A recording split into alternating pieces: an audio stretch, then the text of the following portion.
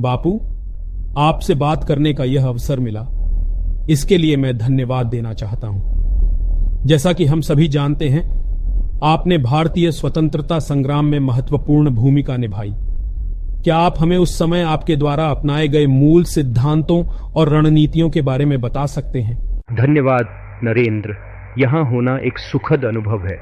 स्वतंत्रता संग्राम के दौरान मेरी प्राथमिक दृष्टि अहिंसा, सत्य और एकता को बढ़ावा देने वाली थी।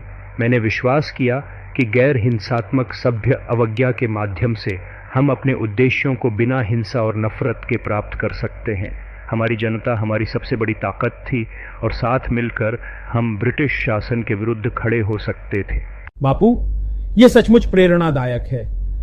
आज की तेज गति वाली दुनिया में जहां तकनीक और आधुनिकीकरण को मुख्य भूमिका मिली हुई है, आपके विचार 2023 की इस पीढ़ी के लिए कैसे लाभदायक हो सकते हैं? मुझे विश्वास है कि मैं जिन मूल सिद्धांतों के लिए खड़ा हुआ, सत्य, अहिंसा और एकता, वे समय रहित हैं और किसी भी युग में लागू किए जा सकते हैं।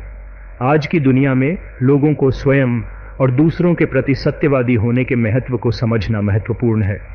अहिंसा को जीवन के विभिन्न पहलुओं में अभिव्यक्त किया जा सकता है, जैसे कि संघर्ष समाधान, सद्भाव और पर्यावरण संरक्षण के प्रचार में। सचमुच बापू, आपके विचार आज की दुनिया में अवश्य ही प्रासंगिक हैं।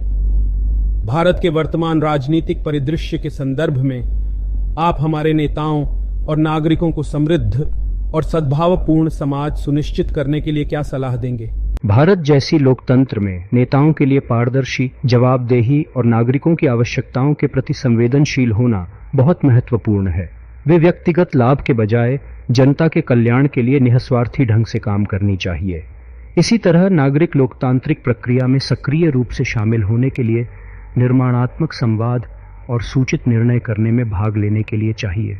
बापू, एक और प्रश्न जो मैं आपसे पूछना चाहता हूं, वह है स्वतंत्रता के अधिकार के संदर्भ में 2023 में भाषण की स्वतंत्रता।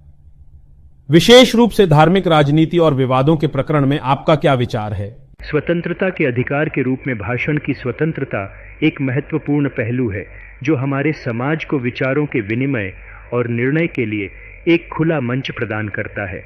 धर्म को राजनीति से अलग रखकर हम एक सशक्त और एकीकृत समाज बना सकते हैं, जिसमें सभी धर्मों के लोग सहयोग, समानता और वैचारिक प्रेम के साथ मिलकर रह सकते हैं।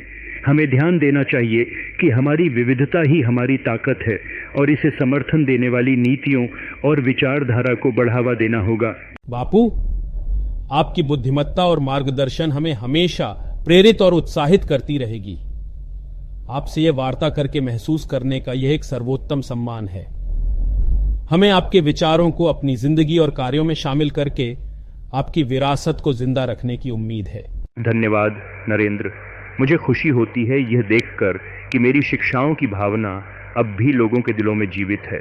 मेरी सच्ची आशा है कि भारत शांति, समृद्धि और सद्भाव की राह पर निरंतर तरक्की करता रहे। याद रखें, विश्व में जो परिवर्तन आप चाहते हैं वह खुद हो जाएं।